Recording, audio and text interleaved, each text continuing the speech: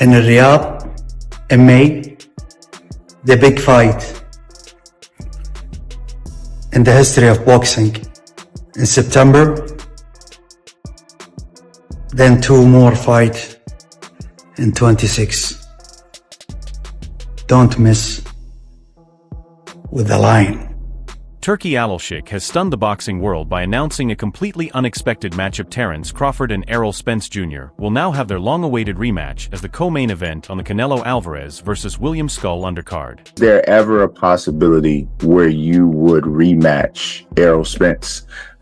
Or is he in a position where he needs to win again before that makes sense for you? No one expected this to happen, and it is not just great for the fighters who are set to earn a huge payday, it is also great news for boxing, and for the fans. Errol Spence's return has been highly anticipated, especially after early talks of a fight with Sebastian Fundora. Those talks fell apart, forcing fans to wait even longer for the comeback of the former WBA, WBC, and IBF unified welterweight champion. I'm about to take my belt off then. You gotta do what you gotta do. I'm gonna do it. I'm gonna do it. Errol, you don't need more than the belt. I don't know what you talking about. I ain't one of your kids. I'm you gonna don't treat need you. more than the belt. I ain't one of your I'm kids. gonna treat you like one. Yeah, all right, we gonna see. All right, we definitely gonna see. I got feel for his power.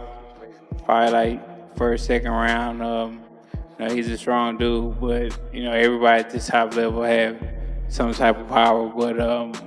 But on Terence Crawford's side, it has been a big issue too, because fans were hoping he would take a tune-up fight at super welterweight or super middleweight before stepping into the lion's den against Canelo Alvarez. For a long time, it looked like Terence Crawford was willing to face Canelo without a tune-up, especially after he appeared heavier in a social media post where he weighed 186 pounds. Still, many fans felt this was the key difference between Terence Crawford and Errol Spence's fight 2 years ago, when Crawford fought David Avanesian as a tune-up before stepping into the ring with Errol Spence Jr. Because my time was out, he was catching me in between shots. I get to say I told y'all because I've been asking for these fights for years, and y'all been saying, "Oh, he's too small. He's gonna get this. He's gonna get broken." And each and every time that I step up. On the other hand, Errol Spence took no tune-up at all, and the difference showed clearly on fight night when he was knocked down 3 times before suffering the first loss of his career to Terence Crawford by technical knockout. Man, I got a lot of skill sets I feel like advantages over him. But at the end of the day, I feel like this fight is basically so even. You know, it's going to be more about just being more focused and, you know, not getting out of focus, especially in the later rounds, just making sure, staying on point all throughout the fight and making sure you don't lose focus, because that's how you end up getting caught.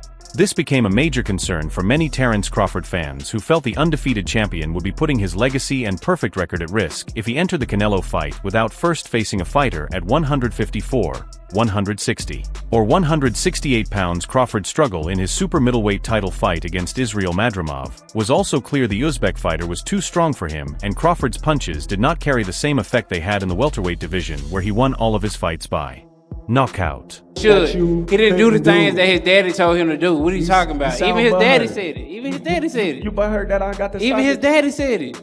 You butthurt. Even Kell Brook, he was already broken. So was he broken when you fought him? No, he wasn't broken. How come? I broke the other eye. He came off. I broke the other eye. Yeah, that's how I got broke. That's how I got broke. He came off a stoppage. What does it matter?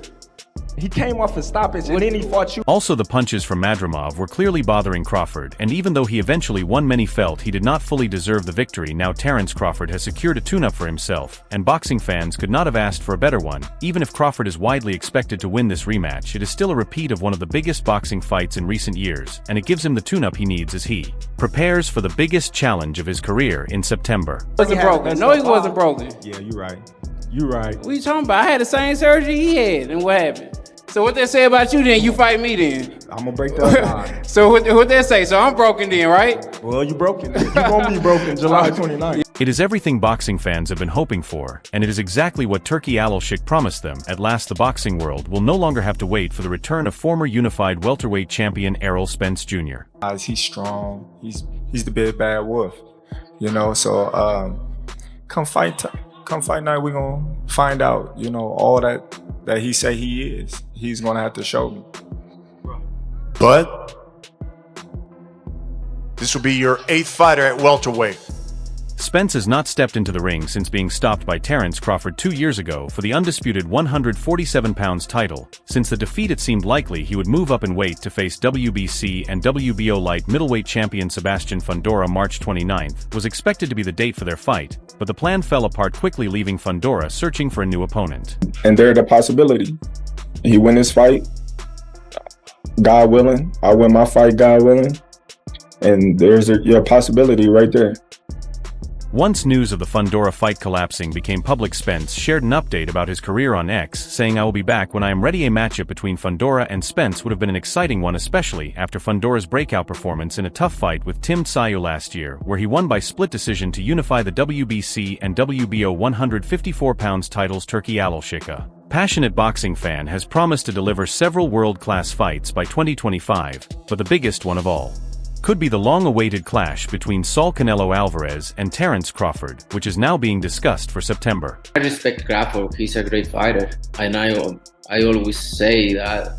No disrespect him, but sometimes it's a little crazy that people talking about a small fighter like Charlo. He's big, which he is big, and everybody's talking about if I'm gonna face Crawford, fighter 147, who is smaller than Charlo. 7 of them have been stopped. Will Errol Spence Jr. get stopped on Saturday night? I always tell everybody, I don't go in there looking for the knockout. I go looking for the win. But if he get out of line, he's gonna be the next one down. Both fighters met privately in London last week away from Alalshikh's spotlight, and it appears they have begun discussing the key details for the long-awaited fight between two of today's top pound-for-pound stars. According to ESPN, the bout is being planned for the weekend of Mexico's Independence Day in mid-September. ESPN boxing reporter Mike Coppinger said that from what he has heard, they are close to finalizing a deal for a September fight on Mexican Independence Day weekend in Las Vegas, with a 168 pounds weight limit and no rehydration clause. No make sense when you guys say that right now. At the end of the day, I don't want to have credit to face Crawford, but you never know. You never know in boxing. I'll go up and down and fight everybody out there. So it's possible. However, one key issue remains. Crawford would need to move up an additional 14 pounds to match the weight and category of the Mexican fighter. Canelo has gradually moved up in weight over the years, starting at super welterweight, where he won the WBC title and later became unified middleweight champion. He briefly moved to light heavyweight, defeating Sergey Kovalev for the IBF belt before dropping to super middleweight to become the first undisputed 4-belt champion, former WBO and WBC light welterweight champion Tim Bradley does not believe either fighter can stop the Bud train. Instead, he feels Crawford himself is the only man capable of ending Canelo's dominance. Like you did, Terence wanting to move up 3 divisions, do you think his skill level is able to bridge the gap in those 3 weight classes? Because we saw how Jermell did against Canelo, and he's 1 weight class above, and he's bigger. How does he fare? That's a tall order. It's a tough task, I would think, for Terence. But I think the only person who can beat Crawford is himself right now, Bradley told Fight Hype recently. Madrimov was a champion and deserves respect, but when it comes to skill for skill, Crawford has the edge all day. I really think he will do well against Canelo. Would I be nervous if they fought? Absolutely, because Canelo can punch and it only takes 1 big shot, but if Crawford uses his legs, his athleticism, and his defense to stay out of trouble, he should be able to beat Canelo. Interestingly, Bradley believes Crawford can outbox Canelo just like Floyd Mayweather Jr. did 11 years ago when he defeated the Mexican star at 22 in a catchweight bout in 2013. Crawford is about to turn 30. 7 has never fought above 147 and would be moving up in weight without being tested at 168 by the top contenders. I will bag him. I think that his skill level is up there with the greatest. I don't think we've seen anything like Terence Crawford in all my years of boxing. I know that for a fact. I do study history. I've never seen anybody that has everything: good speed, power, timing, can switch the way he switches, to have the toughness. More fans would agree with Bradley if Crawford showed interest in testing himself at 160 against the top fighters and at 168 to prove he can compete at that level. Many fans feel Crawford is rushing toward a big payday against Canelo and a golden parachute to enjoy a luxurious retirement. This is the concern, especially considering his fight against Jermall Charlo show comes in at 150. Tim Bradley told Fight Hype, reacting to Canelo Alvarez, saying he was not interested in fighting welterweight. Terence Crawford, because there was nothing to gain from it, he moved up a couple of weight divisions to face Canelo, went in, and basically survived. He admitted he was not on Canelo's level, but the difference with Crawford is his mentality. He is a top pound-for-pound fighter, said Bradley. The question is whether Crawford will be any different from Jermall Charlo, since he is not volunteering to test himself against the top super middleweights to give fans a benchmark. The way he finishes guys, the way he breaks down guys. He's one of the smartest guys that I've ever seen in the ring. Right up there with Floyd Mayweather. So yeah, I would pick Terence Crawford to beat a Canelo Alvarez, even at 168. Everybody can call me crazy and whatever you want to say.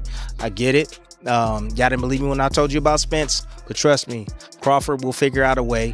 If Crawford chose to test himself against David Benavidez or David Morrell, fans could be sure he was just showing up for the payday against Canelo without truly trying to win. Since Crawford has no plans to fight anyone at 168 before facing Canelo, it seems clear this is about money and nothing else. Charlo was never a top pound-for-pound fighter. Bradley said the skill Crawford brings is what matters. He is a competitor and has been aiming for Canelo. He wants the fight, and I think he will do well against Canelo. I really do. Am I nervous if they fight? Absolutely, because Canelo can punch, that man can punch, and it only takes one shot. He could hit someone like Crawford one time, even though Crawford is moving up 3 weight classes. However, just like Floyd Mayweather did in 2013 when Canelo was 22, Crawford could outbox him and outthink him. I ain't gonna tell you why I would pick Terence Crawford, but it's part of the secret, is the reason why I'm picking him to win the fight. So is it like a skill set? Is it like a preparation thing, or? Nope, I'm not. Just gonna put it like this. If the fight was to happen, you will see. Yeah. Because a lot of people think Terence can compete, but once he touches Canelo, because he's been hit by bigger guys, he's not gonna. Bradley uses Mayweather as an example to support his view that Crawford can overcome Canelo's size and still win. But it is not certain if that comparison fully works. Canelo fought welterweight Mayweather at 154. It was not a case of Mayweather moving up to 168 to face a prime, full-strength Canelo still. Bradley believes Crawford has the tools to succeed. I think Crawford can outbox him, outthink him, make him miss, and make him pay. Bradley said as long as he avoids taking too many shots and uses his legs, athleticism, and defense to stay out of danger, he should be able to beat Canelo. But he's gonna be able to get, okay, I could walk through this. I could take a little risk and set up my traps, cut the ring off, dig to the body, and wear Terence down over the rounds. I'm just gonna tell you like this. Yeah. If Canelo couldn't knock out Charlo, or you really think that he's gonna knock out Crawford? Charlo was on his bike. Charlo was trying not to get hit. Canelo landed some shots. He dropped them, but he still didn't stop him. He didn't stop him. So Crawford can handle Canelo's slow forward movement, his good jab, quickness, and the hooks he throws. Crawford just slips away and gets underneath those shots. He should be able to beat Canelo. Bradley explained the comparison is based on what Charlo did. Charlo didn't do much. He was scared and didn't want to get knocked out. I don't blame him. He didn't want to end up on a poster. I get that. But you say you want to be great, and you weren't that night. Crawford is daring to be great, and I think he can achieve it, Bradley said. If Crawford can get off, not get hit with the big shots, avoid those big shots, get off again, avoid those big shots, because you see the punches coming. Canelo is so predictable, dude. You know a hook is coming. You know when the right hand is coming. You know he's going down to the body. He gives it away. There's a tell with him. There really is. And it's usually off the high guard. He comes in, he marches forward, then boom. Crawford's going to be able to see all of that.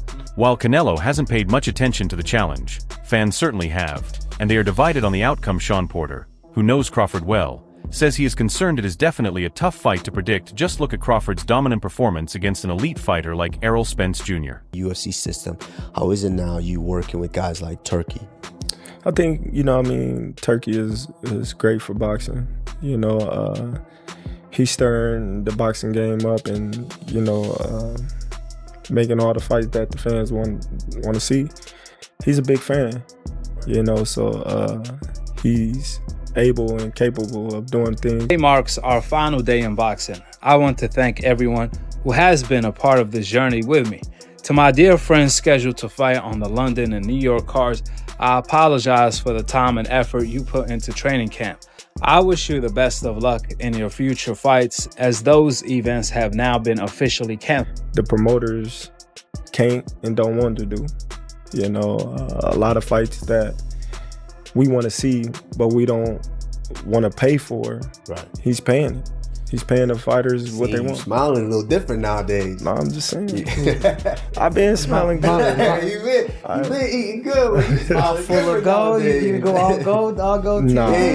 Alright, everyone stay updated with the latest boxing news, highlights, events, and stories. Subscribe to Boxing Glory and turn on notifications so you never miss anything. Don't forget to watch our other videos. Until next time, take care and peace.